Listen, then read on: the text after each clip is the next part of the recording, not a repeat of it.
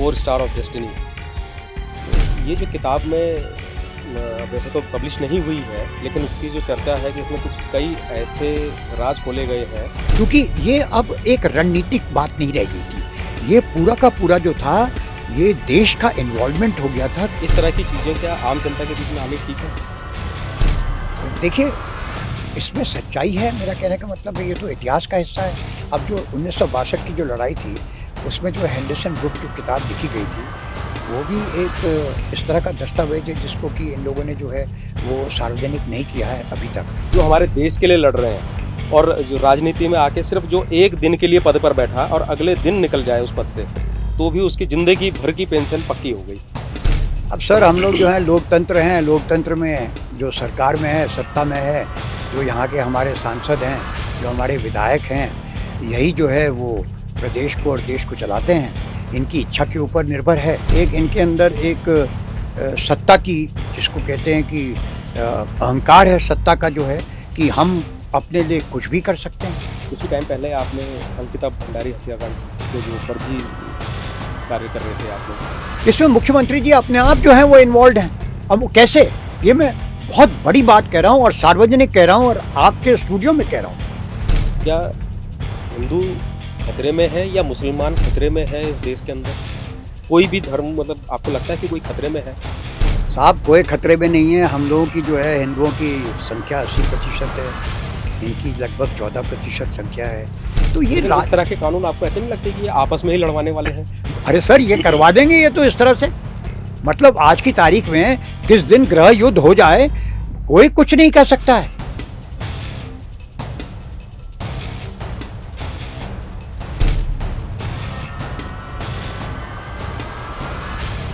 नमस्कार। आज हमारे पॉडकास्ट में हमारे साथ एक ऐसी शख्सियत जुड़ रही हैं जिनकी पहचान सिर्फ एक सैन्य अधिकारी के रूप में नहीं, बल्कि एक प्रेरक व्यक्तित्व, विचारशील नागरिक और समाज के प्रति समर्पित नेतृत्वकर्ता के रूप में है। भारतीय सेना में ब्रिगेडियर के पद तक अपनी उत्कृष्ट सेवाएं देने के बाद इन्होंने अनुशासन, नेतृत्व और राष्ट्र सेवा के मूल्यों को समाज के बीच आगे बढ़ाने का कार्य जारी रखा है। आइए स्वागत करते हैं ब्रिगेडियर सर्वेश दत्त डंगवाल जी का।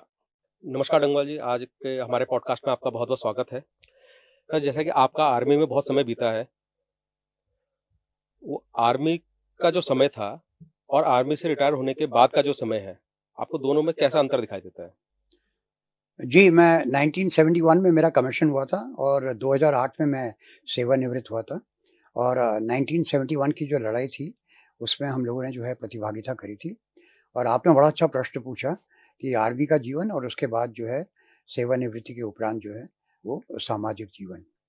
तो इसमें अंतर तो ज़रूर है, क्योंकि हम लोग जो हैं बड़े एक सुरक्षित वातावरण में रहते हैं जब आर्मी में रहते हैं। हमारी अपनी व्यवस्था होती है, अपनी छावनियाँ होती हैं, अपना ही जो है वो यूनिट का क्षेत्र होता है, परिसर होता है।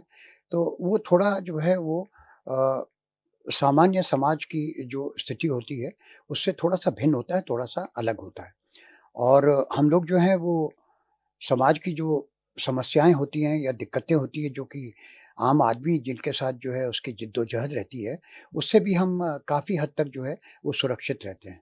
लेकिन जब हम सेवानिवृत्त होकर के अपनी दूसरी पारी में हम जो है वो समाज के बीच में आते हैं रहने के लिए, तो फिर हमको जो है वो ज़्यादा आभास होता है, ज़्यादा एहसास होता है कि समाज में किस तरह की दिक्कतें हैं, किस तरह की परेशानियाँ हैं, किस तरह की व्यवस्था है और किस तरीके से हमको अपना जो है वो पूर्व का जो सैनिक का जो जीवन है, जो एक सुरक्षित जीवन था, उसको भूल करके अब अपने को जो है सामान्य समाज के साथ अपने को ढालना पड़ेगा। तो जो व्यक्ति इस बात को भली-भाँति समझ जाए और एकदम से अपने को जो है इस परिस्थिति में और इस वातावरण में ढाल दे, तो वो ज़्यादा बेहतर रहता है।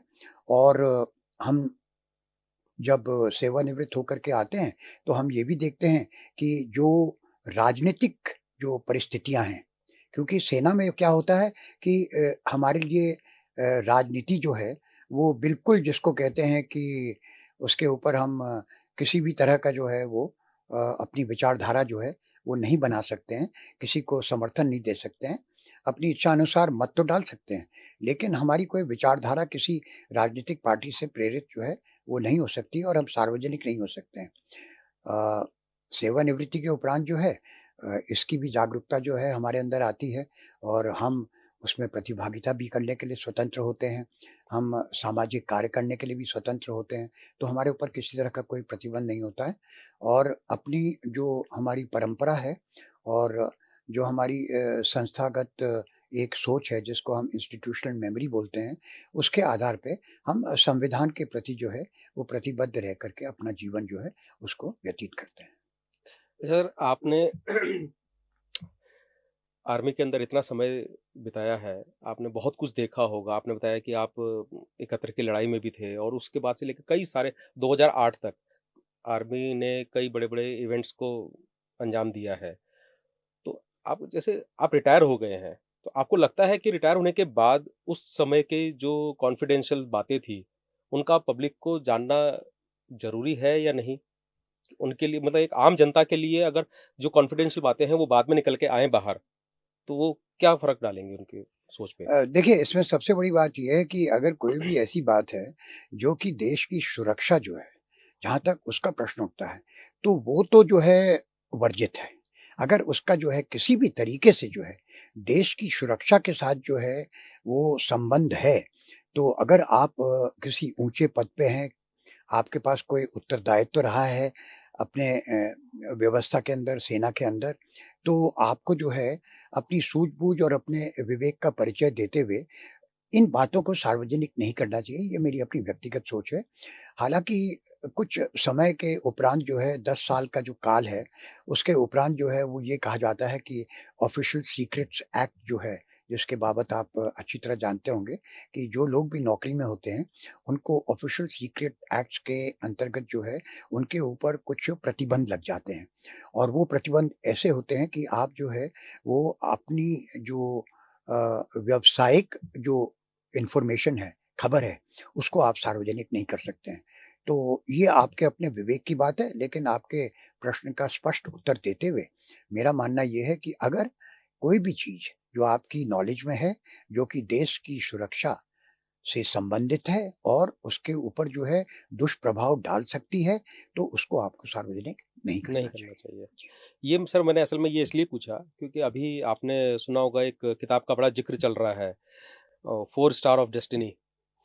तो ये जो किताब में वैसे तो पब्लिश नहीं हुई है, लेकिन इसकी जो चर्चा है कि इसमें कुछ कई ऐसे राज खोले गए हैं कि जो अगर आम जनता को पता लगे तो उस समय की सरकार के ऊपर इसका बहुत बड़ा इम्पैक्ट पड़ेगा। अ, इसमें मेरा ये कहना है कि जैन साहब ने जो है अपनी मेमोइर्स लिखी हैं, अपनी याददाश्त और इसका नाम है 4 स्टार्स ऑफ डेस्टिनी और हमारे 28वें चीफ थे जनरल नरावने हुँ। और जिस समय ये गलवान की घटना घटी थी और ये कैलाश रेंज की घटना घटी थी, उनके टाइम पे, तो उस समय जो है वो अपने पद पे आसीन थे। वो हमारे chief of the army staff थे। तो किताब अच्छी है, उन्होंने अपनी जो है उसमें याददाश्तें रखी हैं और जो भविष्य की जो पीढ़ियाँ हैं, उनके लिए ये बड़ा अच्छा अध्ययन का जो है एक विषय है। तो उसमें कोई आपत्ति नहीं है, कोई दिक्कत नहीं है, लेकिन उसमें 2 बिंदु जो आपने कहे हैं, जो कि सार्वजनिक हुए हैं और जिनके ऊपर जो है वो समाज के बीच में जब से ये बातें आई हैं तो काफ़ी उथल-पुथल हुई है। तो एक बिंदु तो था उसमें जो था, वो अग्निपथ का था। और उसमें जब उन्होंने ये बात जो है सार्वजनिक होकर के आई और कई बार जैन साहब खुद जो है इंटरव्यू में आए हैं और उन्होंने ये कहा है कि मैंने भी इस तरह का जो है वो प्रस्ताव नहीं दिया था, जिस तरह से अग्निपथ जो है वो बन कर के आई और जब मेरे जो 2 सहकर्मी नेवी के और एयरफ़ोर्स के जो चीफ्स थे, जब उनको मैंने इसके बाबत जो है मैंने बताया, तो उनके ऊपर तो जैसे वज्रपात पड़ गया होगा इस तरह से उनके ऊपर जो है प्रभाव पड़ा उसका। तो एक तो ये उन्होंने बात इसमें जो है वो सार्वजनिक करी है अपनी किताब में और दूसरा जो था वो उन्होंने जो कैलाश रेंज में दिनांक 30-31 अगस्त की जो घटना है, जिसमें कि कैलाश रेंज के ऊपर जो है हमने उसके ऊपर अपने ट्रुप्स को भेज करके उसको ऑक्यूपाई कर लिया था और उसमें अपनी डिफेंडेड पोज़ीशन बना ली थी और वो कैलाश रेंज जो था, वो अपनी एक भूगोलिक और वहाँ की जो एक टेरेन थी या टोपोग्राफी जो थी, उसके आधार पे वो उनका जो एक गैरिसन था जिसको मोल्डो गैरिसन बोलते हैं, वो उसको डोमिनेट करता था by fire and by sight. आप मतलब उसको देख भी सकते थे दूरबीन और स्पेक्ट्रोस्कोप लगा करके, और उसके ऊपर अगर आप गोलाबारी बमबारी करना चाहें तो वो भी आप जो है वो डायरेक्टेड फायर उनके ऊपर डाल सकते थे। तो उससे वो लोग थोड़ा-सा असहज हुए। अब वही घटना जो है जैन साहब ने अपनी किताब में जो है उसका वर्णन किया है, और उन्होंने ये कहा है कि जब हमारे कैलाश रेंज में पीपल्स लिबरेशन आर्मी जिसको हम पीएलए कहते हैं, उसके साथ 4 टैंक उन्होंने गिनाए हैं। वो जब चढ़ रहे थे और वो हमारी तरफ आ रहे थे, तो उस समय के जो नॉर्दर्न आर्मी कमांडर थे, वाईके जोशी साहब, जिनका वो पूरा क्षेत्र अधिकार था, हुँ, हुँ। तो उन्होंने चीफ साहब से, स्वाभाविक है कि उनसे उन्होंने पूछा कि भई ये इस तरह की घटना जो है ये डेवलप हो रही है यहाँ पे, और हमें क्या करना है? और बिल्कुल। उस समय लड़ाई की स्थिति नहीं थी, ये भी आपको समझना है। उस समय गलवान जो है वो घटना घट गई थी, जून के महीने में हुई थी। उसमें हमारे एक कर्नल सतीश बाबू जो है वो जो है वीरगति हुए थे, और उनके साथ 19 और वीरगति हुए थे। तो उसके बाद जो है फिर बातचीत का दौर शुरू हुआ, फिर बातचीत हुई, समझौता हुआ। गोली एक भी नहीं चली थी गलवान में भी, हाँ जी। क्योंकि हम लोगों का जो है वो एक पहले से ही एक इस तरह का अनुबंधन था, एग्रीमेंट था कि कोई भी जो है वो गोली नहीं चलाएगा। तो उसका जो है सम्मान करते हुए किसी ने गोली नहीं चलाई थी। अब जब यहाँ पे पहुँच गए, कैलाश वाली जो घटना मैं आपको बता रहा हूँ, जिसका कि वर्णन जैन साहब ने अपनी किताब में कर रखा है, वो घटना थी 31 रात अगस्त की, और लगभग जो है 8 बजे का समय था। तो क्योंकि लड़ाई की स्थिति नहीं थी, तो जनरल साहब ने स्वाभाविक समझा कि वो जो है रक्षा मंत्री जी को, एनएसए को और प्रधानमंत्री जी को तो डायरेक्टली उन्होंने नहीं बोला होगा, लेकिन उन्होंने रक्षा मंत्री को ये कहा होगा कि साहब घटना इस तरह से हो रही है, अब बताइए हमारे लिए आदेश क्या है? क्योंकि उनके दिमाग में ये बात अवश्य रही होगी, ये पूर्वाग्रह अवश्य रहा होगा कि हम अभी युद्ध की स्थिति में नहीं हैं। बिल्कुल सही बात है। हमको अगर हमने इनके ऊपर जो है, और आपको टैंक के ऊपर जो है, अगर उसको आपने जो है वो तटस्थ करना है, न्यूट्रलाइज़ करना है आपने, तो आप उसको सिर्फ़ मीडियम आर्टिलरी से ही कर सकते हैं, बिल्कुल सही। तोप खाने से ही कर सकते हैं। ये कोई पिस्तौल की गोली, स्टेन की गोली, राइफ़ल उससे की मतलब ही गोली नहीं से। होता है। तो कहने का मेरा तात्पर्य ये है कि अमूमन लोग जो हैं, वो इसके पक्ष में जब खड़े होते हैं, तो वो ये कहते हैं कि साहब इस तरह की घटनाएँ तो जो है आम होती रहती हैं, हमारी पाकिस्तान के बॉर्डर में जिसको हम लाइन ऑफ कंट्रोल बोलते हैं। तो वहाँ पे इस तरह की घटनाएँ होती रहती हैं, वो अलग परिस्थिति है, वो बिल्कुल अलग परिस्थिति है। लेकिन यहाँ की परिस्थिति बिल्कुल भिन्न थी, और इसलिए उन्होंने यही उम्मीद करी कि उनको इसके बारे में कुछ ना कुछ जो है वो सामरिक, क्योंकि ये अब एक रणनीतिक बात नहीं रह गई थी। ये पूरा का पूरा जो था, ये देश का इन्वॉल्वमेंट हो गया था कि we would be at war with China, with PLA. अगर हम इसके ऊपर, टैंक्स के ऊपर जो है कुछ भी हम डिफेंसिव एक्शन जो है अगर लेते, तो वो मीडियम आर्टिलरी, जैसे जनरल साहब कह रहे थे, आर्मी कमांडर जो जनरल जोशी थे, उनका यही कहना था कि सर मेरी मीडियम गन जो हैं वो इनके ऊपर मैं टारगेट करके इनको मैं ध्वस्त कर देता हूँ, इनको रोक देता हूँ, कम से कम इनको जो है। और उन्होंने एक बल्कि जो है वो इंसेंडरी जो है, एक क्या कहते हैं रोशनी देने वाला बॉम्ब जो है, उनको चेताने के लिए, उनको सावधान करने के लिए उसको फायर भी किया था।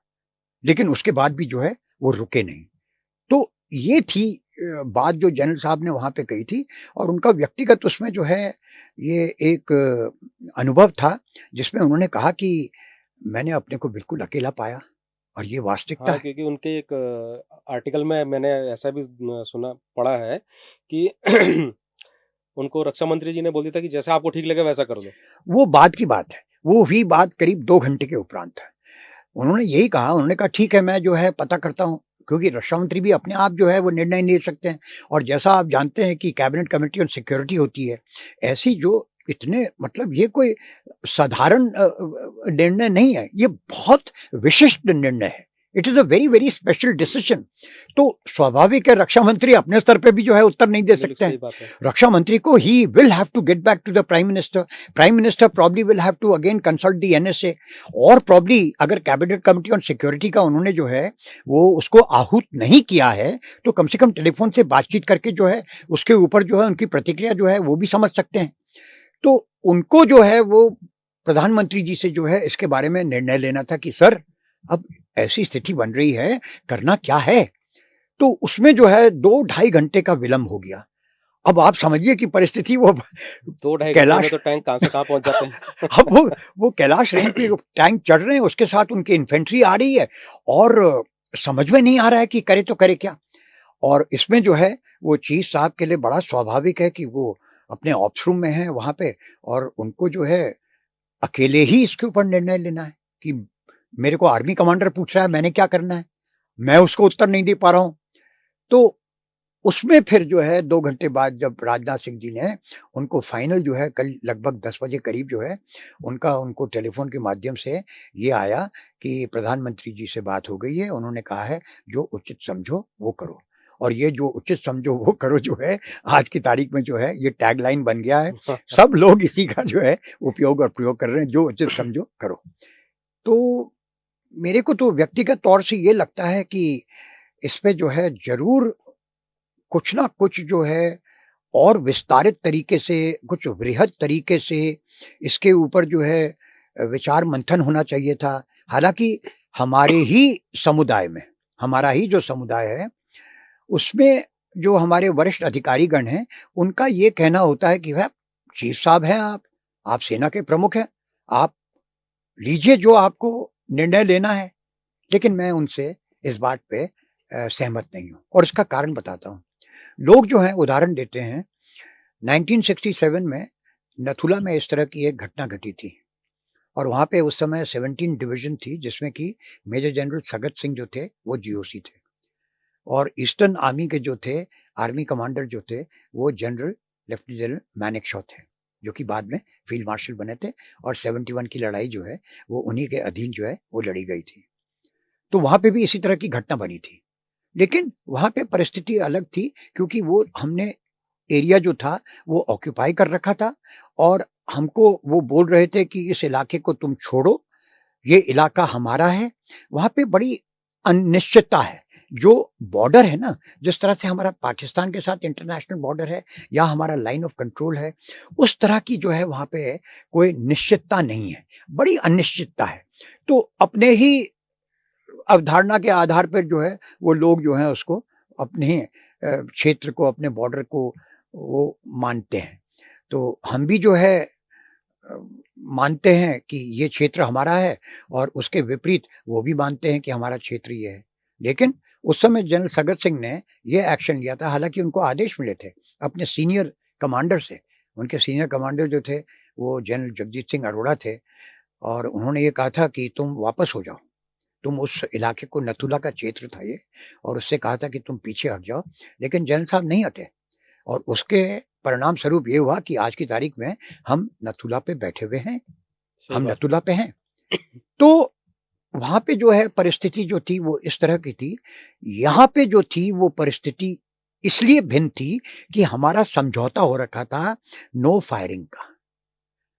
देखिए, ये पूर्व धारणा जो थी उनके दिमाग में थी कि हमारा तो उनके साथ एक अनुबंधन हो रखा है, जो कि 35-40 साल तक वो अनुबंधन, आप समझिए कि सुमट्रोंग 2 में जब 86 में ये घटना घटी थी, जब जनरल सुंदर जी उस समय जो है chief of the army staff थे, अरुणाचल में सुमट्रोंग 2 एक जगह है, वहां भी इसी तरह की जो है घटना घटी थी। वहां पे उस समय जो है तुरंत जो है वो एक्शन लिया गया था। राजीव गांधी जी उस समय जो है वो प्रधानमंत्री जी थे, और एकदम से वहां पे एक्शन लिया गया। उसके उपरांत जब ये घटनाएं घटती रहीं तो फिर इनका जो है वो कूटनीतिक स्तर पे और देश के स्तर पे ये फैसला हुआ था कि हम जो है इस तरह की घटनाओं को अवॉइड करने के लिए हम फायरिंग नहीं करेंगे। तभी आपने गलवान में देखा होगा एक भी गोली नहीं चली, और वो जो है हमने डंडों से और क्या कहते हैं जो बेसबॉल बैट होते हैं उनसे वो लड़ाई लड़ी गई है। तो मेरा तो अपना ये पक्ष है इसमें, क्योंकि आपने ये प्रश्न पूछा है कि जनरल साहब को जो है वो इसमें शीघ्र, अति शीघ्र या जल्दी से जल्दी इसमें अपनी कैबिनेट कमेटी ऑन सिक्योरिटी या रक्षा मंत्री या प्रधानमंत्री जी की तरफ से बड़े स्पष्ट आदेश आने चाहिए थे, क्योंकि अब ये लड़ाई जो थी ये मात्र जो है जनरल साहब की नहीं थी, ये उत्तरदायित्व जो था ये पूरे देश का था और देश का नेतृत्व जो है वो प्रधानमंत्री करते हैं। तो ये मेरी व्यक्तिगत सोच है इस विषय में। नहीं, वो तो बिल्कुल आपने ठीक कहा कि उनको स्पष्ट आदेश मिलने चाहिए थे, लेकिन इस तरह की चीजें क्या आम जनता के बीच में आनी ठीक है? देखिए, इसमें सच्चाई है, मेरा कहने का मतलब है ये तो इतिहास का हिस्सा है। अब जो 1962 की जो लड़ाई थी, उसमें जो हेंडरसन ब्रुक जो किताब लिखी गई थी, वो भी एक इस तरह का दस्तावेज़ है जिसको कि इन लोगों ने जो है वो सार्वजनिक नहीं किया है अभी तक। और हालाँकि उसकी जो लीक कॉपीज़ हैं, वो सारी की सारी जो है अवेलेबल हैं। एक ऑस्ट्रेलिया के जो हैं एक जर्नलिस्ट थे, पत्रकार थे, उन्होंने तो पूरी की पूरी किताब जो है वो छाप रखी है। तो मेरा कह देना कि सच्चाई सबको मालूम है। अन्य किताबें भी जो हैं उसके ऊपर छप रखी हैं। हेंडरसन ब्रुक्स के अंदर जो है कुछ इस तरह की बातें हो सकती हैं, जिस कारण जो है उसको प्रकाशित नहीं किया गया होगा, क्योंकि कुलदीप नैयर भी जो थे एक बड़े वरिष्ठ पत्रकार थे और बड़े सीनियर पत्रकार थे। तो उन्होंने भी जो है इसके विषय में जो है वो जाकर के हमारे मुख्यालय में, सेना मुख्यालय में जाके ये कहा था कि भई अब इतने साल हो गए हैं, इसको जो है सार्वजनिक करो। इसको सार्वजनिक करो, क्या दिक्कत है इसमें? इतना कुछ इसके बारे में लिख दिया गया है और वही सारी बातें लिख दी गई हैं, जो कि इस किताब के अंदर है, लेकिन इसको आप सार्वजनिक नहीं कर रहे हो। तो ख़ैर वो अब सरकार का अपना निर्णय है, उसके बारे में तो मैं दलील नहीं करना चाहता हूँ। लेकिन उसी तरह से आप अगर देखेंगे तो कारगिल हुआ था, तो कारगिल में एकदम से जो है वो हमारे सुब्रमण्यम साहब थे, उन्होंने जो है तुरंत उसके ऊपर उनकी किताब जो है वो लिखी गई थी। और उसमें उन्होंने सारी बातें जो हैं उन्हीं के आधार पे, तो जो कुछ भी वहाँ चाहे वो हमारा सीडीएस बना, चाहे हमारा डिपार्टमेंट ऑफ इंटेलिजेंस एजेंसी बना, जिसमें कि हमने सबको जो है समन्वय पैदा कर दिया, इंटेलिजेंस के सोर्सेस थे, क्योंकि उनका ये मानना था कि कारगिल जो है उसका मुख्य कारण इंटेलिजेंस फेलियर था। उन्होंने बड़ी स्पष्टता से ये कहा था। तो उसी के उपरांत तो जो है, जो भी सुधार होने हैं या जो भी प्रगति होनी है, जो आपकी कमजोरियां हैं, उनको आप कैसे दूर करोगे अगर आप इतिहास से नहीं सीखोगे? तो क्यों नहीं आनी चाहिए? मैं तो समझता हूँ बिल्कुल आनी चाहिए। ये इस तरह के विवाद हैं जो जितना जनता के बीच में आएंगे, उतना ही जनता जो है उसके बारे में जानकारी होगी जनता को, और जनता जो है भविष्य के लिए जो है वो इसके लिए तैयार रहेगी, तत्पर रहेगी। जो जनरल साहब ने 4 स्टार्स ऑफ डेस्टिनी में जो लिखी है, मेरे को तो नहीं लगता है कि इसमें कोई दिक्कत है और होनी चाहिए। और जबकि ये बात जो है इसको वो लोकसभा में लेके आए भी, जो लीडर ऑफ ऑपोजिशन थे, तो सरकार को जो है बड़े दृढ़ता के साथ खड़े होकर के इसका उत्तर देना चाहिए था। ये तो इतना विवादास्पद होता ही ना अगर इसके ऊपर जो है उत्तर दे दिया जाता। लेकिन कहने का मेरा तात्पर्य है कि अग्निपथ योजना, आप मतलब उसके सारे जो बिंदु हैं, मुद्दे हैं, वो सार्वजनिक हैं। अब जनरल साहब ने अगर ये कह दिया उसमें कि ये सच्चाई है तो ठीक है, सही बात है, सच बात कही है उन्होंने। ये अग्निवीर के ऊपर ही मेरे पास एक क्वेश्चन भी था। इसी साल लास्ट में जो है अग्निवीर का पहला बैच जो है रिटायर होकर आएगा, जिसमें से 75% लोग बाहर हो जाएंगे। तो आपको क्या लगता है कि ये जो अग्निवीर का 25% को लेना और 75% को बाहर कर देना जो है, इसके बाद इन लोगों का भविष्य क्या रहेगा और कैसा रहेगा? साहब, ये मैं आपसे कह रहा हूँ, मैं कभी भी इसके पक्ष में नहीं था। और हमारा बहुत बड़ा समुदाय जो था, खास तौर से जो हमारे पूर्व सैनिक हैं, उनका जो समुदाय था, जब ये एक अग्निपथ योजना जो है ये आई और ये जून 2022 से जो है इसका जो है वो आरंभ हुआ, और तभी ये नवंबर दिसंबर 2026 में जो है, जैसा आपने कहा है कि इसमें वो लोगों को जो है वो बाहर निकाला जाएगा। देखिए, ये सरकार जो है वो ये कह रही है कि साहब हमने ये योजना इसलिए अमल में लाई है कि हम एक युवा आर्मी चाहते हैं, और उन्होंने एक आंकड़ा दिया कि 32 से हम 26 इसकी औसतन आयु जो है अपनी सेना की करना चाहते हैं। ये अपने आप में जो है एक भ्रमिक इसका जो है प्रत्युत्तर है। मैं आपको बताता हूँ इसका रीज़न क्या है। किसी भी व्यक्ति की अगर आप निष्पादन की जो उसकी परफॉर्मेंस की जो क्षमता होती है, वो निर्भर करती है उसकी जो है वो जैविक आयु पे, बायोलॉजिकल एज। उसकी जो वास्तविक आयु है ना, उसके ऊपर निर्भर नहीं करती है। मैं उदाहरण देना चाहता हूँ, मैं अभी खुद आपके सामने जो है वो 75 ईयर्स का हूँ। बिल्कुल। अब मेरी जो है वो क्रोनोलॉजिकल एज जो है, वास्तविक उम्र जो है वो 75 है। लेकिन मैंने अपने खान-पान से, अपने अनुशासन से, अपने व्यायाम से या मेरी जो आदतें हैं, ये सब जो है इन चीज़ों के मध्य या जो मैंने अपनी ऊर्जा को जो है किस तरीके से जो है संचालित किया है और मैं उसको अब सही तरीके से जो है उपयोग में ला सकता हूँ। तो मैं हो सकता है even at my age I would probably be performing at 50-55 years की एज के लेवल पे। कहने का मेरा तात्पर्य ये है श्रीमान कि biological age is more important than chronological age. आप खिलाड़ियों को देख लीजिए, जब खिलाड़ी परिपक्व होता है, उसको जो है फिर उसके पास जो है दमखम भी है, उसके पास जान भी है और उसके पास जो है वो अनुभव है, वो उसके पास कला है, जिसको कि वो सही तरीके से उपयोग कर सकता है। तो मैं इस तर्क से तो बिल्कुल सहमत नहीं हूं कि हमारी जो सेना है वो 32 से 26 की अगर औसतन आयु हो जाएगी तो वो जवान सेना हो जाएगी। और इसको यही बात जो मैं आपसे कह रहा हूं, इस चीज को जो है मेडिकल जर्नल्स ने एक शोध के माध्यम से, रिसर्च के माध्यम से इसके ऊपर जो है उनका जो है वक्तव्य है, उनकी रिसर्च है इसके ऊपर, ये डॉक्यूमेंटेड डेटा है, ये कोई ऐसे मैं हवा में नहीं बोल रहा हूं, अपने निजी और व्यक्तिगत अनुभव के आधार पे। और जो प्रश्न आपने किया कि जब ये बाहर आएंगे और एक इतना बड़ा समुदाय 75%, इसको क्या हम जो है लैटरली एब्जॉर्ब कर सकेंगे? अर्धसैनिक बलों में जैसा कहा जा रहा है, कॉर्पोरेट सेक्टर में जैसा कहा जा रहा है, आश्वासन कहीं से मिल नहीं रहा है, लिखित आश्वासन नहीं है। आज की तारीख में भी हमारे लड़के जो आते हैं 15 साल की नौकरी के उपरांत जो है वो समाज में जब आते हैं, वो भी बेचारे आजकल जो है सिक्योरिटी और दरबान की नौकरी कर रहे हैं। सही बात है। तो सर मुझे ये समझ में नहीं आता है कि ये किस, अच्छा वैसे भी आप देखिए बेरोजगारी का दर जो है वो आज इस देश के अंदर वो सबसे ऊंचा है, सबसे ऊंचा है। और उत्तराखंड के अंदर अगर आप विशेष बात करें तो यहाँ तो अधिक है बहुत। यहाँ बेरोजगार तरक्की कर रहा है। बेरोजगार संगठन जो है वो बेचारा परेशान हो रखा है, अब आपको इनको भी खपाना पड़ेगा। तो मुझे नहीं लगता है सर, तो इसलिए एक दायित्व होता है सर आपका जो है, ठीक है आपका सेना के प्रति एक रणनीतिक दायित्व है, आप जो है धन बल बचाना चाहते हैं कि साहब हम पेंशन जो है उसमें हमारा बहुत खर्चा हो रहा है, हमारे पास जो है एक्विजिशन के लिए जिसको हम कैपिटल बोलते हैं वो बजट हेड होता है, एक कैपिटल होता है, एक रेवेन्यू होता है। तो कैपिटल में जो है वो ये कहते हैं कि साहब हमारे पास एक्विजिशन के लिए जो है वो पैसा नहीं है, और हमारी जो तनख्वाहें हैं, जो सेवारत लोगों को तनख्वाहें दी जाती हैं रेवेन्यू बजट से, जो कि लगातार हमारे खर्चे होते हैं, निरंतर खर्चे होते हैं मेंटेनेंस के लिए, पेज एंड सैलरीज के लिए, तो वो जो है वो पेंशन जो है उससे ज़्यादा हो गई है।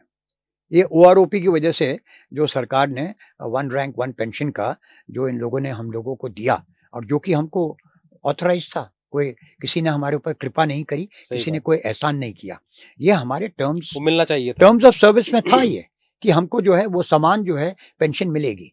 तो उसकी वजह से जो है ये एकदम से ये बढ़ गया, ये राशि बढ़ गई। अच्छा एक चीज और सर, आपने देखा ये जो अग्निवीर इस साल के लास्ट में रिटायर होके आ जाएंगे, 75% का जो इनका रेशो है, इनको किसी तरह की सुविधाएं नहीं मिलेंगी, कोई कैंटीन की नहीं, कोई मेडिकल की नहीं, कोई पेंशन नहीं, कुछ नहीं। लेकिन आपको लगता है कि ये सही है? ये उन लोगों ने ऐसा कानून बनवाया, पारित करवाया, क्योंकि ये हमारे राजनीतिज्ञ जो हैं, ये लोग अगर एक दिन आज शपथ लेके कल त्यागपत्र दे दें तो इनकी पेंशन बन जाती है। अब तो देखिए मतलब ये इस तरह का कानून एक देश में होना, जो हमारे देश के लिए लड़ रहे हैं, और जो राजनीति में आके सिर्फ जो एक दिन के लिए पद पर बैठा और अगले दिन निकल जाए उस पद से, तो भी उसकी जिंदगी भर की पेंशन पक्की हो गई। अब सर हम लोग जो है लोकतंत्र हैं, लोकतंत्र में जो सरकार में है, सत्ता में है, जो यहाँ के हमारे सांसद हैं, जो हमारे विधायक हैं, यही जो है वो प्रदेश को और देश को चलाते हैं। इनकी इच्छा के ऊपर निर्भर है कि ये अपने लिए किस तरह की सुविधाएं करना चाहते हैं।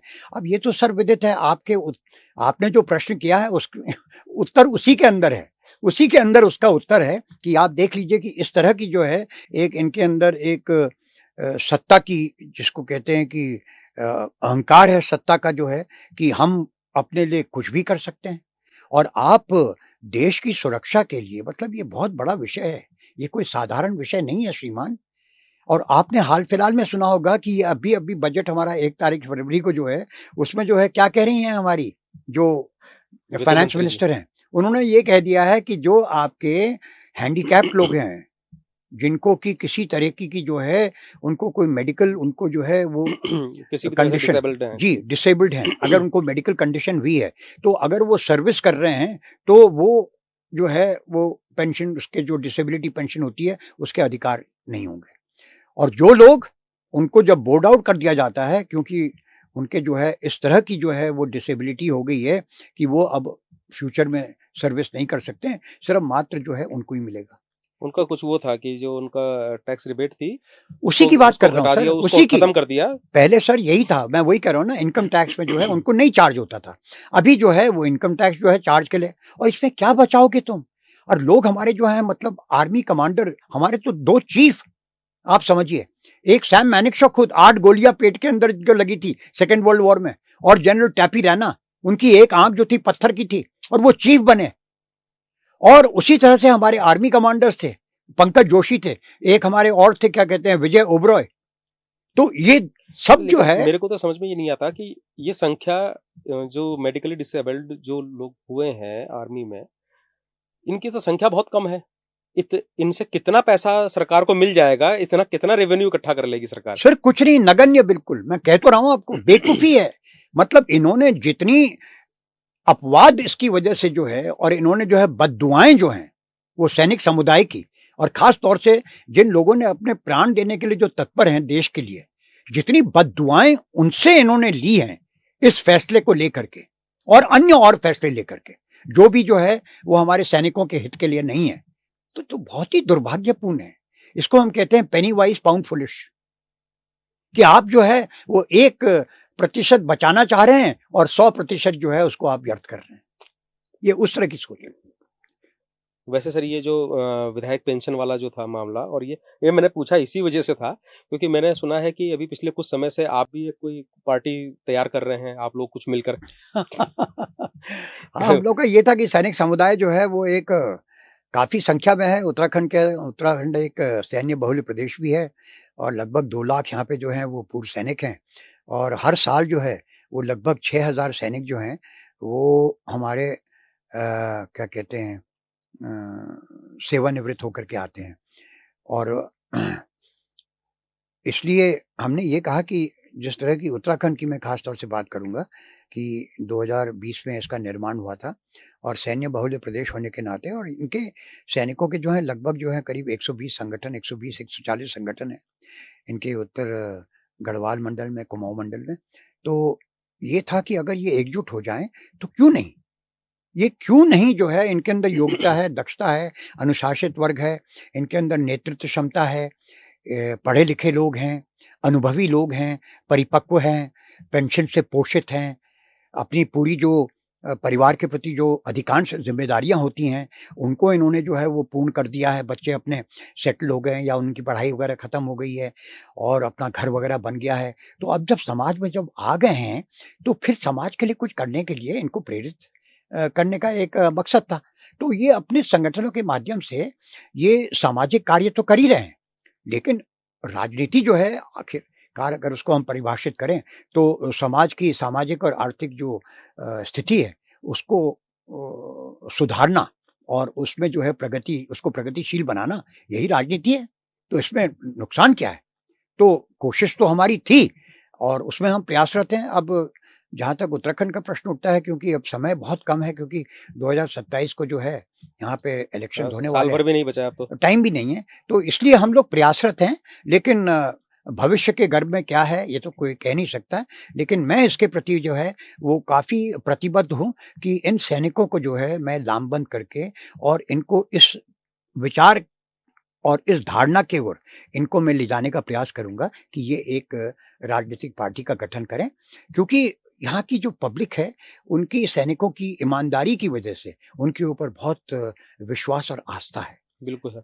अच्छा, ये आपकी जो पार्टी बनेगी, ये सर सिर्फ़ विधायक का ही चुनाव लड़ेगी या मतलब बिल्कुल क्षेत्र स्तर पे प्रधान तक के चुनाव से स्टार्ट करेंगे? देखिए, उम्मीद तो यही है, कहने का तात्पर्य ये है कि अभी तो ये भविष्य की बात है, इसके बारे में जो है अवधारणा तो यही बनेगी कि पूरा का पूरा जिस तरह से त्रिस्तरीय चुनाव जो है, चाहे वो आपके निकाय के चुनाव हों, चाहे पार्षद के हों, चाहे आपके ग्राम पंचायत के हों, चाहे ब्लॉक के हों, चाहे विधायक के हों, चाहे लोकसभा के हों।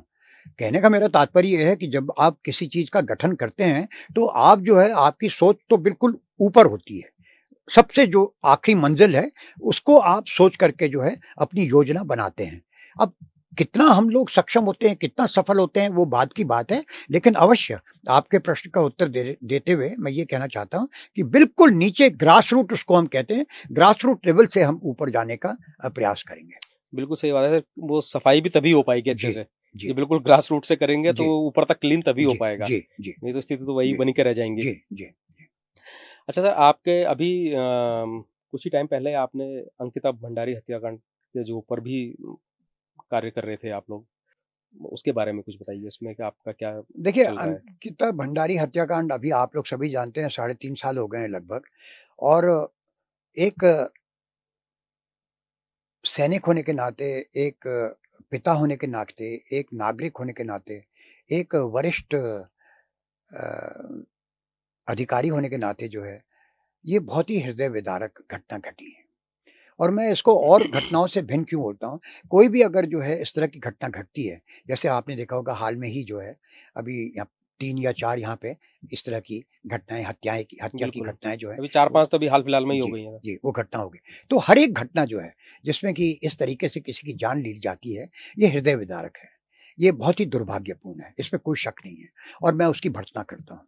लेकिन अंकिता का जो मुद्दा है, अंकिता का मुद्दा जो है, वो इसलिए भिन्न हो गया है कि आप ये समझिए कि जिस सरकार से, जिस व्यवस्था से आप ये उम्मीद करते हैं कि वो लोग जो इसके पीछे जो ज़िम्मेदार थे, उसकी हत्या के, उनके ऊपर जो है कार्रवाई करके उनको जो है न्याय के कटघरे पे ला करके और उनको हमारी विधि के अनुसार और कानून के अनुसार जो है उनको दंडित किया जाए, उनका संरक्षण या उनका रक्षण कौन कर रही है? सरकार कर रही है।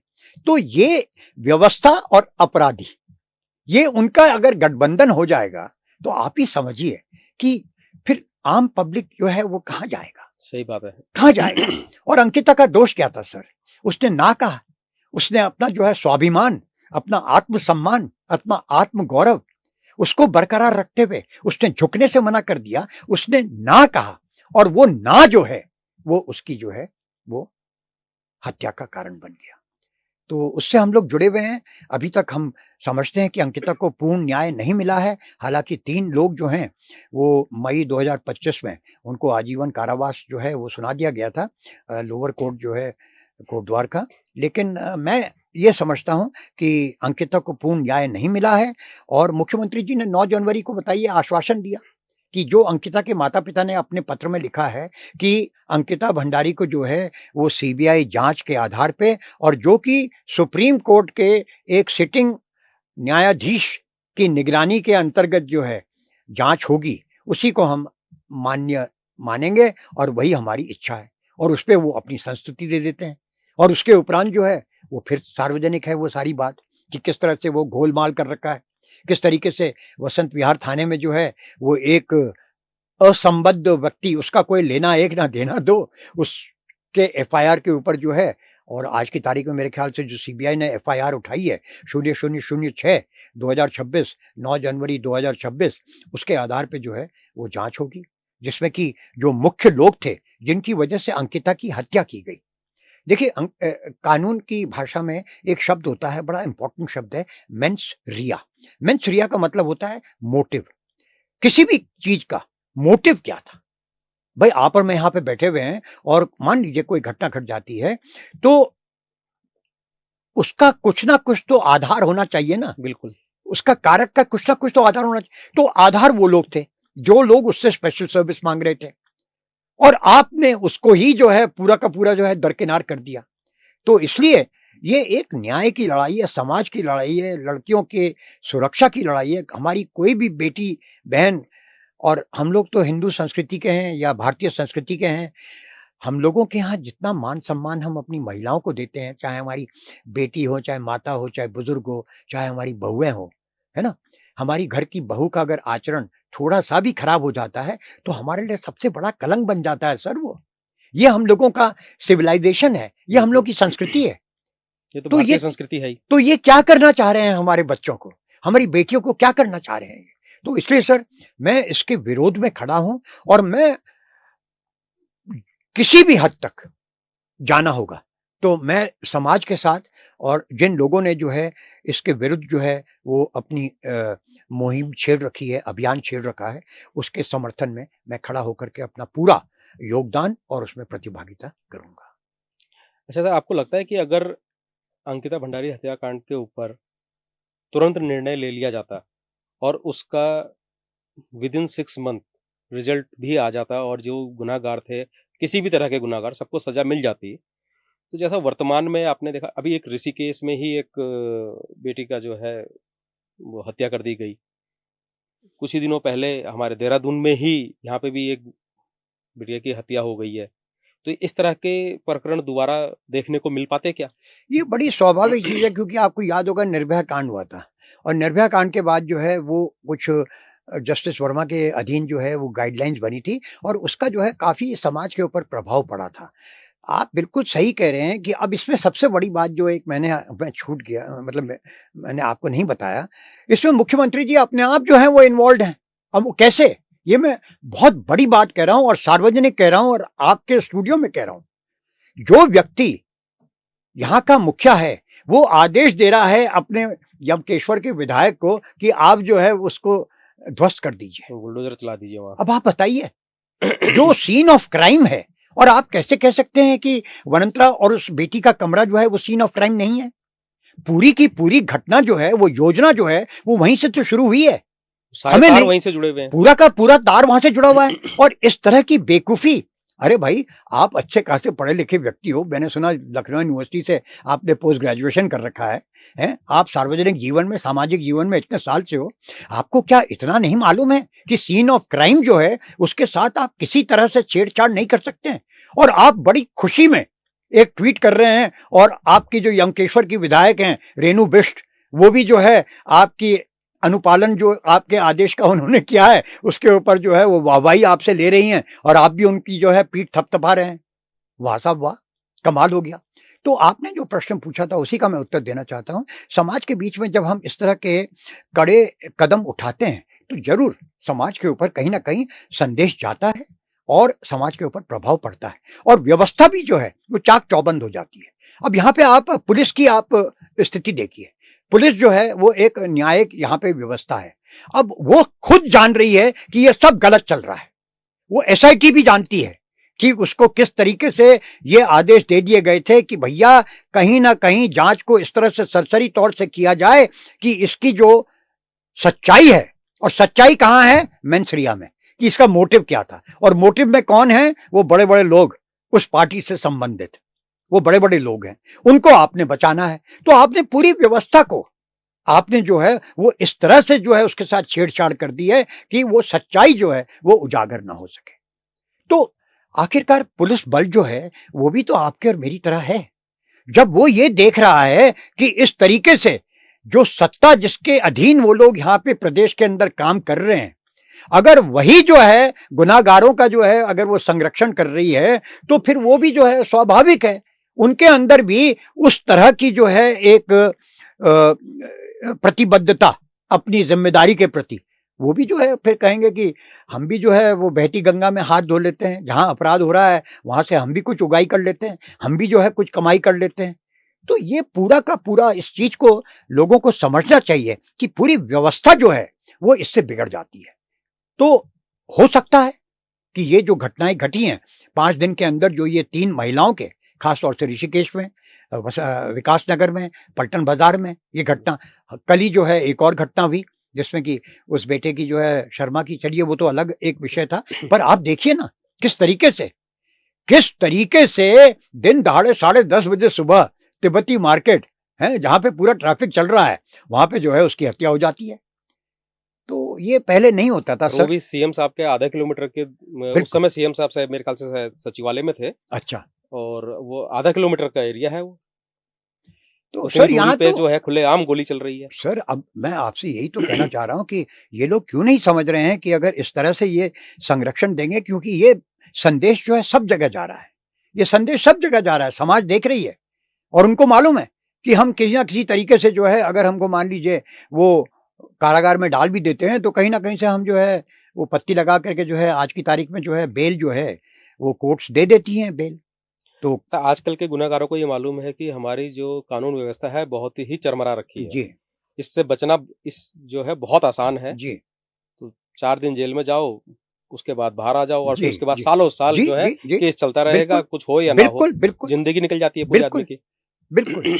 अब आप देखिए ना, आपके जो है वो संसद में ही जो है देखिए, अगर आंकड़े देखिए तो आंकड़े हैं उसमें कि 33 से 40% लोग जो हैं वो इसी तरह के लोग हैं, जिस तरह के लोग आपने कहा कि वो बेल पे बाहर हैं या उनके ऊपर जो है मुकदमे हो रखे हैं और बड़े संगीन मुकदमे हो रखे हैं, लेकिन वो बाहर हैं बेल पे, केस चल रहा है, लेकिन चलता रहे। तो ये एक बड़ा दुर्भाग्य है साहब, हमारे जो क्या कहते हैं व्यवस्था है, लोकतांत्रिक व्यवस्था और जो कार्यपालिका जो है उसमें। और ये कहीं न कहीं संदेश मैं आपको बता रहा हूँ कि लोगों के बीच में जाता है कि अरे! उत्तराखंड में तो हम सब कुछ कर सकते हैं, उत्तराखंड में तो सब कुछ हो सकता है। तो जिस दिन आप ये मैसेज दे दोगे, यहाँ कुछ भी मैसेजिंग किया जा सकता है, सर वाली सर सिचुएशन है। सर मैसेजिंग मैसेजिंग बहुत ज़रूरी है। मैसेजिंग बहुत ज़रूरी है समाज के बीच में भेजना। आपके जो लॉ एनफोर्सिंग अथॉरिटीज़ हैं, उनके माध्यम से मैसेजिंग बहुत आवश्यक है। और इसके लिए लीडर को जो है, कहते हैं the fish rots in the head, मच्छी जो है वो अपने सर में सड़ती है।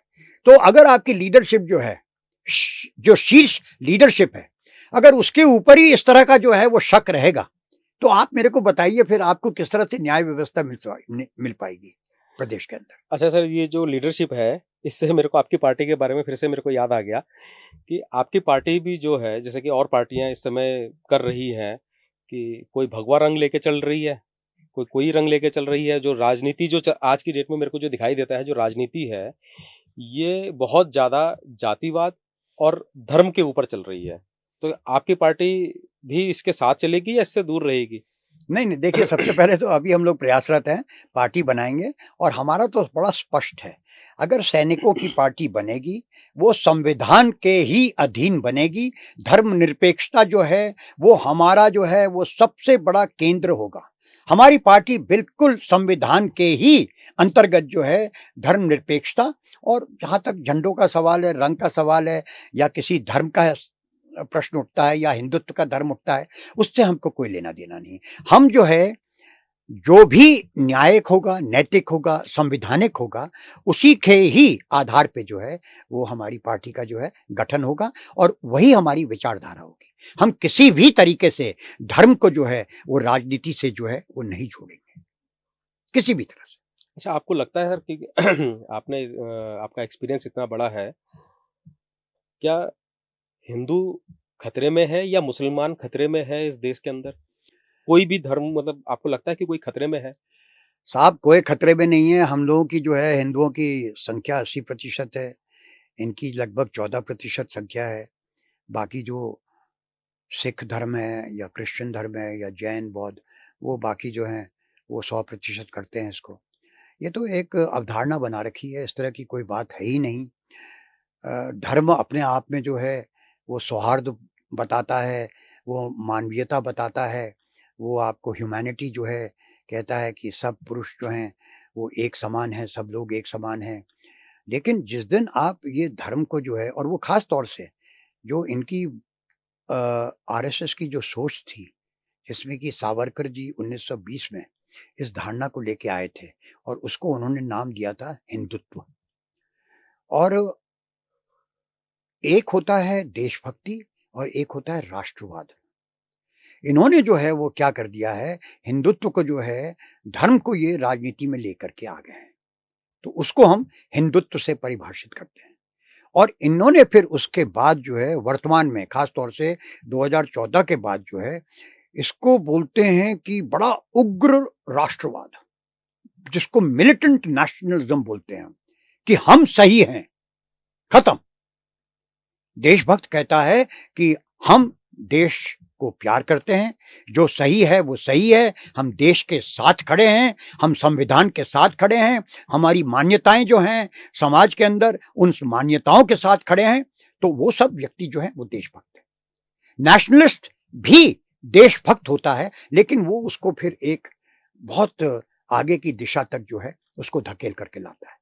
तो मैं तो इसके पक्ष में कतई नहीं हूं और ना ही कोई खतरे में है, ये भी मैं आपको आश्वस्त करना चाहता हूं। ये एक सिर्फ जिसको कहते हैं कि एक फियर साइकोसिस जनता के बीच में बनाने के लिए, क्योंकि अब आपने देखा होगा यूजीसी में जो है, जो इन्होंने पारित किया या जो आया यूजीसी जो समिति ने जो है वो रखा, अब वो रेगुलेशन है, वो एक लॉ नहीं है, वो एक रेगुलेशन है, यूजीसी की तरफ से आया है, जिसमें कि उन्होंने जो है वो एससी, एसटी और ओबीसी जो है वो लगभग 80% आपका देश का जो है वो उसमें आ गया है, पूरा समुदाय जो है उसके अंदर आ गया है। तो ये उसको लामबंद करना चाह रहे हैं। उनसे जो है इनको ये चिंता है कि इससे हमारा जो है आने वाला जो 2029 का जो चुनाव होगा, क्योंकि हमसे जो है पृथक हो रहा है, ओबीसी समुदाय जो है वो हमसे पृथक हो रहा है, तो इसलिए उनको जो है अपने पक्ष में लाने के लिए, जो सवर्ण जाति हैं वो तो हमारी हैं ही, इनको भी अपने पक्ष में लाने के लिए हमारी संभावनाएं अच्छी हो सकती हैं। तो ये इस तरह के कानून आपको ऐसे नहीं लगते कि ये आपस में ही लड़वाने वाले हैं? अरे सर, ये करवा देंगे ये तो इस तरह से, मतलब आज की तारीख में किस दिन गृह युद्ध हो जाए कोई कुछ नहीं कह सकता है। मतलब हमको पाकिस्तान या चाइना से ज्यादा खतरा नहीं है जितना हमारे को अपनों से ही खतरा हो गया है, अपने राजनीति से। आपने बहुत सही बात कही कि वो तो डोभाल जी भी कह रहे हैं, डोभाल जी खुद कह रहे हैं कि हमारे अंदर जो ये अब एक बांग्लादेश बन गया है। पहले तो ये होता था 2.5 फ्रंट, पहले 2.5 फ्रंट होता था। कहने का तात्पर्य एक पाकिस्तान, एक चाइना और आधा फ्रंट जो है ये अंदर वाली जो बात आप कर रहे हैं, इसको भी ये फ्रंट मानते हैं कि ये वाली लड़ाई जो है माओइस्ट हो गए। तो ज्यादा बड़ा मानता हूं इस फ्रंट को। हाँ, ये माओइस्ट वगैरह हो गए, ये जो अन्य इस तरह के जो है अराजक तत्व हो गया, तो इसको भी जो है ये लोग मानते हैं एक बहुत बड़ा थ्रेट। अब बांग्लादेश, आप देखिए किस तरीके से तो ये तो अब 3.5 होने वाला है 2.5 की जगह। और ये जो है ये आप, मेरा कहने का मतलब ये है कि मैं नहीं चाहूंगा कि ऐसा हो, लेकिन इस संभावना से आप मुंह नहीं मोड़ सकते हैं। अगर इसी तरह से ये धारणाएं जो हैं ये समाज के बीच में जो है ये चलाई जाएंगी और लोग जो है इसके विरोध में खुल करके नहीं आएंगे। और लोकतंत्र में सबसे बड़ा विरोध जो है वो मतपत्र के माध्यम से होता है। जो आम समाज की जो लड़ाई है वो सड़कों पे तो आप आते ही हैं, आप विरोध तो करते ही हैं, लेकिन आपको फिर ये भी जो है निश्चित करना है कि ऐसे लोगों को, ऐसी पार्टियों को जिनकी इस तरह की अवधारणाएं हैं, उनको जो है आप सत्ता पे ना बैठाएं। कहीं ना कहीं हम जिम्मेदार होते हैं किस तरह के लोग जो हैं वो सत्ता पे बैठे हुए हैं। आपके बहुत जल्दी ही जो है एक्स आर्मीज वाले जितने भी आप लोग मिलकर एक राजनीतिक पार्टी बनाना चाह रहे हैं, और जाहिर सी बात है कि आपका कार्य क्षेत्र जो है वो उत्तराखंड होगा, तो उत्तराखंड की जनता को आप और आपकी पार्टी क्या संदेश देना चाहती है? संदेश हमारा यही रहेगा, अगर जब बनेगी हमारी भविष्य में पार्टी, तो सबसे पहली बात तो मैंने आपको ये बोला है कि हमारा जो है वो ईमानदारी जो है, क्योंकि आप अगर देखें अपनी आंखें पूरी चारों तरफ आप समाज में, तो होता क्या है, योजनाएं बहुत अच्छी बनती हैं, योजनाएं में कमी नहीं है। हमारे जो यहाँ पे नौकरशाह हैं वो योजनाओं को बनाते हैं, लेकिन उनका जो इम्प्लीमेंटेशन है, जब उनको ज़मीन पे हम उतारते हैं, वहाँ पे भ्रष्टाचार जो है वो सबसे बड़ा अवरोधक बन जाता है। तो जब तक ये अवरोधक रहेगा, ये भ्रष्टाचार की दीमक जो है, जो कि हमारे पूरे के पूरे ढांचे को धीरे धीरे चाट रही है, इसको साहब निकालना जो है बहुत ज़रूरी है। हम लोग की सेना में जो है, मेरे एक मित्र हैं, उन्होंने एक बड़ा अच्छा उदाहरण भी दिया था। जब वो हमारे एक संगठन के स्थापना दिवस में आए थे, तो उन्होंने ये कहा था कि जिस तरीके से एक सैनिक जो है वो अपने निवास स्थान को जो है साफ सुथरा रखता है, झाड़ू मार मार के उसमें जो है वो चूना गेरू करके, लीपा पुताई करके, उसी तरह से हमको जो है अब सैनिक समुदाय को, जो पूर्व सैनिक समुदाय है जो कि राजनीति में प्रतिभागिता कर सकता है, उसको भी इस तरह से समाज को जो है वो साफ करना चाहिए। तो हमारा जो एक संदेश होगा, वो मुख्य संदेश यही होगा कि हम एक तो ईमानदारी जो है वो हमारा अपरिहार्य आवश्यकता होगी, वो नॉन नेगोशिएबल है, उसमें कोई, अब आप ये देख लीजिए जो चाल चरित्र वाली पार्टी जो थी, ये जब बात करती थी पहले, जब अटल जी के टाइम पे, अडवाणी जी के टाइम पे, तो इनका सबसे बड़ा यही था, पार्टी विद अ डिफरेंस। आपको याद होगा, पार्टी विद अ डिफरेंस इनका नारा होता था, टैगलाइन होती थी। अब धीरे धीरे धीरे करके आप देख लीजिए क्या स्थिति हो गई है। सबसे बड़े भ्रष्ट जो हैं वो यही हैं। डिफरेंस तो उन्होंने पैदा कर ही दिया। डिफरेंस उन्होंने पैदा कर ही दिया। तो हमारा भाई ये है कि योजनाएं वगैरह जो है वो बात की बात है, पर सबसे बड़ी जो आवश्यकता है एक सामूहिक तौर पे, वो है ईमानदारी। बाकी योजनाएं क्या योजनाएं बनेंगी, क्या आइडियोलॉजी होगी, और उसमें हम लोग ये भी सोचते हैं कि 5th शेड्यूल जो है, आप इसके विषय में पता नहीं कितना जानते हैं या नहीं जानते हैं। ये एक अनुसूचित जनजाति जो है, ये 5th शेड्यूल है, हमारे कॉन्स्टिट्यूशन में है इसका जो है, और पूरे हिमालय राज्य जो हैं, हर एक हिमालय राज्य में ये 5th शेड्यूल जो है वो लागू है, सिवाय उत्तराखंड के। और उत्तराखंड में जो है इस 5th शेड्यूल से होता क्या है कि हमको ट्राइबल स्टेटस मिलता है। और ट्राइबल स्टेटस में क्या होता है, ये जितनी भी हम आज की तारीख में बात कर रहे हैं, मूल निवास की बात कर रहे हैं, भू कानून की बात कर रहे हैं, हम जल जंगल जमीन की बात कर रहे हैं, जिसमें कि हमारे ग्राम पंचायतों का, हमारे लोगों का जो है अधिकार होना चाहिए। जैसे कि आप जौनसार बाबर में देखते हैं, जौनसार बाबर में 5th शेड्यूल है, और वहां पे आप देख लीजिए, वहां के जितने भी खनन के जो पट्टे हैं वो उन्हीं लोगों को दिए जाते हैं जो वहां के लोकल पीपल हैं। उनके अधिकारों के साथ आप छेड़छाड़ नहीं कर सकते हैं। उसके अलावा जो है एक PESA, एक पंचायत एक्ट है जो उसमें लागू हो जाता है जहां 5th शेड्यूल होती है, जो कि ये कहता है कि उनकी अनुमति के बगैर आप कुछ नहीं कर सकते, कोई कानून नहीं बन सकता है, और आपको उसी तरह का संरक्षण मिलता है जिस तरह से आपको SC ST के अंतर्गत मिलता है। अगर मान लीजिए यहाँ पे 5th शेड्यूल होता, और ये मान लीजिए, मैं कह रहा हूँ उदाहरण के तौर पे, कि ये घटनाएं जो हैं, ये जो पहाड़ी समुदाय के जो लोग थे उनके साथ अगर ये होती, तो वो SC ST वाला जो एक प्रावधान होता है लॉ का, कानून का, वो उनके लिए जो है एप्लीकेबल हो जाता। तो ईमानदारी हो गई। आपने पूछा आपके आइडियोलॉजी क्या होगी। हम अपनी आइडियोलॉजी जो है इस 5th शेड्यूल के ऊपर जो है उसको हम रखेंगे, अपनी आइडियोलॉजी को, जिसमें हम ये कहेंगे कि जन जंगल जमीन हमारा ट्राइबल स्टेटस है। हर तरीके से जो मानक हैं ट्राइबल स्टेटस के, उनको हम पूरा करते हैं। हमारे को उसी तरह का जो है वो क्या कहते हैं, राइट्स दिए जाएं, जैसे कि आपने जौनसार बाबर में दे रखा है, या बाकी आपने जो 13 आपके हिमालयन स्टेट्स हैं उनको दे रखा है। आपका ये जो है राजस्थान के अंदर है, ये गुजरात के अंदर है, ये ट्राइबल स्टेटस आपका जो है, ये छत्तीसगढ़ के अंदर है ट्राइबल स्टेटस। तो हर एक जगह आपने जो है दे रखा है। उत्तराखंड में भी कुछ ट्राइब्स हैं आपकी जिनको कि आपने दे रखा है, लेकिन जो यहाँ का अधिकांश जो एक समुदाय है, जो उत्तराखंड तो वैसे ही पहाड़ी राज्य बना था जी, इसको तो पूरे राज्य को ही देना चाहिए था। जी जी जी, वो हो सकता है, उसके लिए जो है मांग रहेगी कि पूरे उसको दो, लेकिन विशेषता जो है वो पूरे का पूरा जो ऊपर पहाड़ों का जो हमारा जो हमारे, लेकिन अब आपको लगता है कि इसका कोई फायदा हो पाएगा, क्योंकि सब जगह तो बाहर से आके लोग बस चुके, सब जगह की जमीनें खरीद ली हैं, पूरा पहाड़ बिक चुका है। अब देखो भाई, मेरा कहने का मतलब ये है कि अब जो कुछ भी बचा कुचा है, अब कम से कम उसको ही समेट लें तो वही बहुत है। अब क्या कर सकते हो, आपका कहना बिल्कुल सही है कि अब बचा ही क्या है, लेकिन उसके उपरांत भी तो कायदे में देखा जाए तो ना के बराबर बच रखा है। आपसे मैं सहमत हूं, लेकिन तभी भी जो कुछ भी आंशिक भी अगर बचा हुआ है, मेरा कहने जो भी बचा है कम से कम वही बच पाए। जी, अब आप देखिए, मेरा कहने का मतलब है, ये बड़े अपने आप में विचारशील बात है। 3,500 हमारे स्रोत जो हैं वो सूख गए हैं पूरे पहाड़ के। आप ये मान के चलिए कि हर दिन लगभग 4,500 से 6,000 पेड़ जो हैं उत्तराखंड में कट रहे हैं। वन अग्नि की स्थिति आपने देख ली है, पर्यावरण की स्थिति आपने देख ली है, तापमान की स्थिति आपने देख ली है। हमारे जो हिमनाद हैं, ग्लेशियर्स जो हैं वो रिसीड कर रहे हैं, उनकी वजह से नदियां जो हैं उनके ऊपर जो है वो प्रभाव पड़ेगा, दुष्प्रभाव पड़ेगा। हमारे करीब 7 से 8 प्रदेश जो नीचे हैं, जो मैदानी प्रदेश हैं, उनके ऊपर पानी का जो है संकट जो है वो आ सकता है। ये सारी बातें जो हैं ये हमको, और देखिए हमारे जीवन में या एक सभ्यता के जीवन में 100 साल कुछ भी नहीं होता है। 100 years इज नथिंग। आज के 100 साल के उपरांत अगर ऐसी परिस्थिति हो जाएगी यहाँ पे कि पहाड़ों में कोई रहेगा ही नहीं, लगभग 10 लाख से ज्यादा लोग जो हैं वो पहाड़ों से पलायन करके जो है वो तलहटी में या वो मैदानी इलाके में आ गए।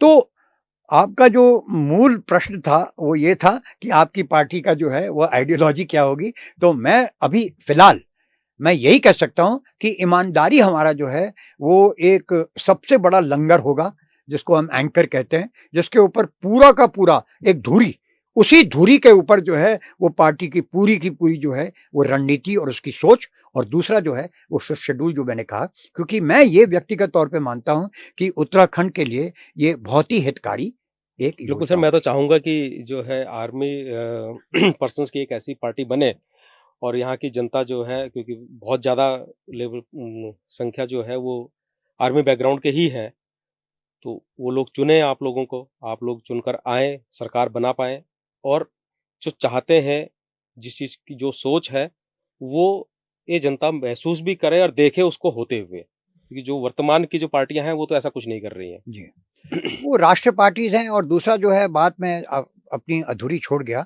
मेरा तो ये मानना है कि जो यहाँ की नौकरशाही है, जब तक इसको हम पहाड़ों में नहीं भेजेंगे। देखिए, उत्तराखंड की जो अवधारणा थी, उत्तर प्रदेश से हम पृथक क्यों हुए? कि हमने यही कहा कि साहब आप हमारी दिक्कतें, हमारी जो परेशानियाँ हैं, हमारा जो यहाँ पे खेती का जो हमारा तरीका है, तौर तरीका है, उसको आप नहीं समझ पाएँगे, और लखनऊ हमारे लिए बहुत दूर है। सही और बात। इसलिए हमने जो है उत्तराखंड को बनाया और हमने माँगा, और उत्तराखंड को जो है हमने 2000 में जो है वो हुआ भी। ना देखिए, अब जैसे वर्तमान के राजनेता जो हैं, वो सब कहते हैं कि हाँ, गैरसैंण राजधानी बननी चाहिए। ऑफ द कैमरा अधिकतर लोग बोलते हैं कि गैरसैंण राजधानी कभी नहीं बन पाएगी। मुझे समझ में नहीं आता क्यों? हमारे 7 सिस्टर स्टेट्स हैं, सबकी राजधानी पहाड़ों पे है। हमारा बगल वाला राज्य है हिमाचल, उसकी राजधानी भी पहाड़ पर है। लेकिन उसके बावजूद भी कहते हैं कि उत्तराखंड की राजधानी जो है वो पहाड़ पे नहीं जा सकती। क्यों नहीं जा सकती, ये समझ में नहीं आता है। बोलते संसाधन नहीं है। संसाधन तो जब बच्चा पैदा होता है तो उसके पास कुछ नहीं होता है।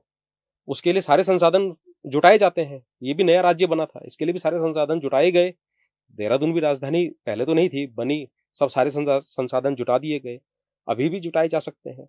8,000 करोड़ से ज़्यादा खर्च सिर्फ एक विधानसभा के लिए बनाने के लिए कर दिया गया है, जो कि मेरे को लगता है कि कुछ राजनेताओं का जो है वैकेशन प्लेस बन चुका है। बिल्कुल सही छुट्टी बोल रहे मनाने हैं। के लिए वहाँ जाते हैं, छुट्टी मनाते हैं, 2 दिन वहाँ पे कुछ हंगामा करते हैं और वापिस आ जाते हैं। नहीं, आपका कहना बिल्कुल सही है, क्योंकि मैंने जो है कोश्यारी जी को सुना था इसके विषय में बात करते हुए, और उन्होंने यही कहा था कि जब हमने कहा था कि हमको उत्तराखंड चाहिए, तो उस समय यही विचारधारा हुई थी कि भई एक ऐसी जगह होनी चाहिए जो कि कुमाऊँ और गढ़वाल दोनों के ही करीब हो, और उसके लिए उन्होंने जो है वो भराड़ीसेन और गैरसेन जो है उसको चिन्हित किया वो था। सेंट्रल लेकिन प्लेस है। जी, लेकिन उस समय यही कहा था कि व्यवस्थाओं के अभाव पे उन्होंने ये कहा था कि हमारे पास जो है उतना संसाधन उस टाइम पे नहीं था, तो इसलिए उन्होंने अस्थायी, अभी भी आज की तारीख में देहरादून को अस्थायी राजधानी माना जाता है। अब अस्थायी राजधानी बनने के बाद, अच्छा एक बिंदु मैं आपको और बताना चाहता हूँ, ये शायद आपके संज्ञान में नहीं होगा। आप ये मान के चलिए कि जितने भी हमारे जो हैं वो प्रदेश के कार्यालय हैं या विभाग हैं, हुँ, हुँ। 75% जो है वो देहरादून में है। आप समझ रहे हैं मेरी बात जो मैं कह रहा हूँ?